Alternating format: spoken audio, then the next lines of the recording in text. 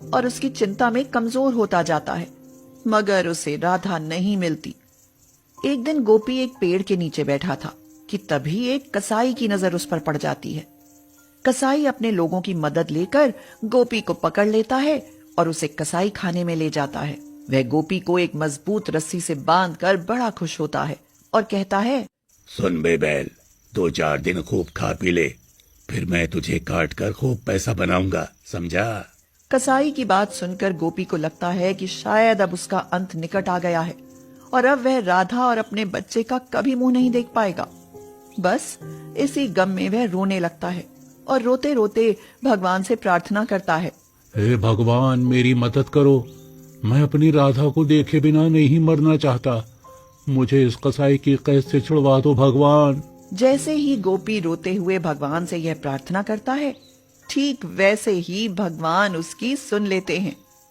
कसाई की बेटी जब गोपी को रोते देखती है तो उसे गोपी पर तरस आ जाता है और वो सोचती है, देखो तो बेचारा बैल कैसे रो रहा है। लगता है यह अपने परिवार से मिलने के लिए तड़प रहा है। अगर बापू ने इसे मार दिया तो बेचारा अपने परिवार से कभी नहीं मिल पाएगा। यही सोचकर कसाई की बेटी चुपके से गोपी की रस्सी काट देती है और गोपी वहां से भाग खड़ा होता है।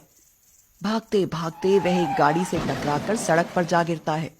जान तो बच जाती है, मगर गहरे जख्म आ जाते हैं उसे। पता नहीं किस्मत में क्या क्या दुख लिखे हैं। अब ये चोट खा ली, खून बहुत बह रहा है, लगता है जख्म गहरे लगे हैं। गोपी ये कह ही रहा होता है कि तभी उसकी नजर एक मंदिर पर पड़ती है। मंदिर को देखकर वह पूरी ताकत लगाकर उठता है और सोचता है, मंदिर के द्वार पर जाकर बैठ जाता हूँ। हो सकता है कि कोई दयालु आदमी मेरी कुछ मदद कर दे। ऐसा सोचते हुए गोपी मंदिर के द्वार पर आकर बैठ जाता है और किस्मत से रोशन उधर आ जाता है और सोचता है, अरे, इस बैल को तो गहरे घाव लगे हैं, बेचारा तड़प रहा है, इसकी मदद करनी चाहिए। यह सोचकर रोशन तुरंत पशुओं के डॉक्टर को लेकर आता है और डॉक्टर घायल बैल का इलाज करने लगता है। डॉक्टर, बैल को बहुत तकलीफ हो रही होगी ना? हाँ, हो तो रही होगी, पर मेरे इलाज से 2-4 दिन में ही ठीक हो जाएगा। अरे रोशन, तुम्हारे घर एक गाय भी तो आई है। हाँ, बहुत प्यारी गाय है, उसने बछड़ा दिया है डॉक्टर। उस गाय की तरह तुम इस बैल को भी अपने घर में क्यों नहीं रख लेते? खेती में काम आएगा। उन दोनों की बातें सुनकर गोपी के तन बदन में खुशी की लहर दौड़ जाती है।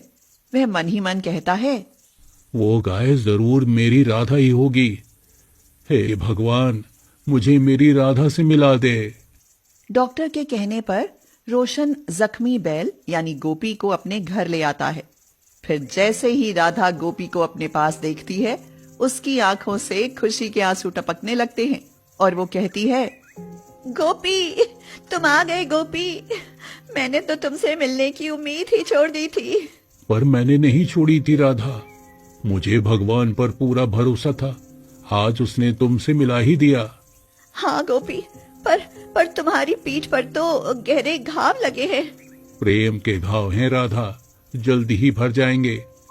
अरे, ये बच्चा हमारा है राधा। हाँ, हमारा बच्चा है। बहुत नटखट है तुम्हारा बेटा गोपी।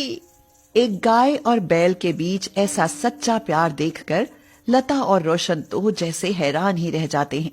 दोनों को उनके मिलने की बहुत खुशी होती है।